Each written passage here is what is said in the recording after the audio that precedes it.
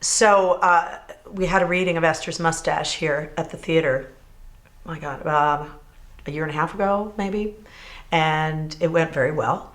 And we started talking about the possibility of it being here, and then, as things happen, it takes a while, and then it happened to fit into a slot, and I had actually directed a workshop production of it in Los Angeles in between, and so I felt very comfortable directing it. And I direct my own work quite a bit. And Suzanne said, let's do it, and let's have you direct it. And I thought it was a great idea. So I'm thrilled to be here. So, well, interesting that a lot of it, even though it's pretty surreal and zany, is quite autobiographical. And it's about, really, I have always been someone who's, even as a child, lived in a fantasy world most of my life at some point, to have friends and to invent stories. And so this is a character who really escapes into her cartoon world of the fact of finding that family is more important than you think. You think you can live without all of that source from the past, but really that is what makes you an artist. All of the craziness and the tragedy.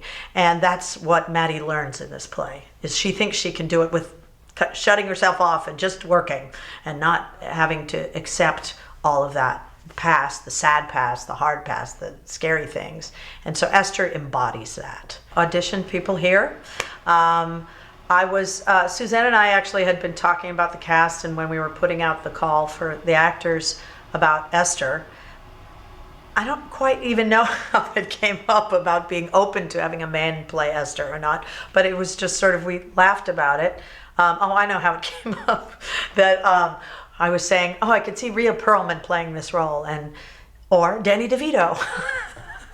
and then I thought, well, yeah, actually I could. As soon as Jim read for the role, I definitely hadn't decided to cast a man. There were a couple of men who read, mostly women. And when Jim read for the role, it was perfect. I just said, that's exactly the voice.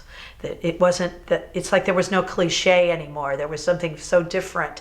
And Lilith, I think that is sort of, there's a combination of things, of this whole thing of Maddie not identifying as Jewish, of being, and this whole thing of Jewish women not being sexy. Mm-hmm. Of her, that's part of her fight against that. Well, she's a very sexual woman, and again, that's what the play is, accepting all of those sides of herself, of Esther and Lilith, being able to be traditional and have heritage and family and be a sexual human being and fun and crazy. It's great. It's very exciting. It's wonderful to see your play. It's always great to see. It's the best thing in the world to write a world, and then it starts when actors start bringing your characters to life. It's always chilling to me. And then costumers are talking to you about looks that you've just written down. It's incredibly empowering that you've written this character, and then there she is. Mm-hmm. And it's great. All the designers here are fantastic, and everybody here is such a great team. And it's been, I love the design, and there's a lot of sound in here too. So there's several worlds going on, and it's I'm very excited to see it all come together.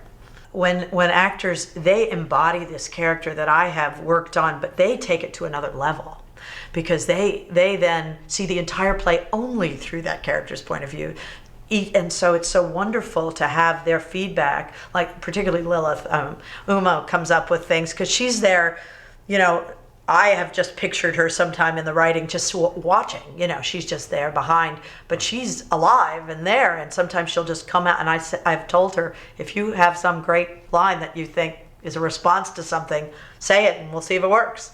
And she's come up with some great stuff, and I think that's the wonderful part about theater. That's what makes theater really a unique, special form.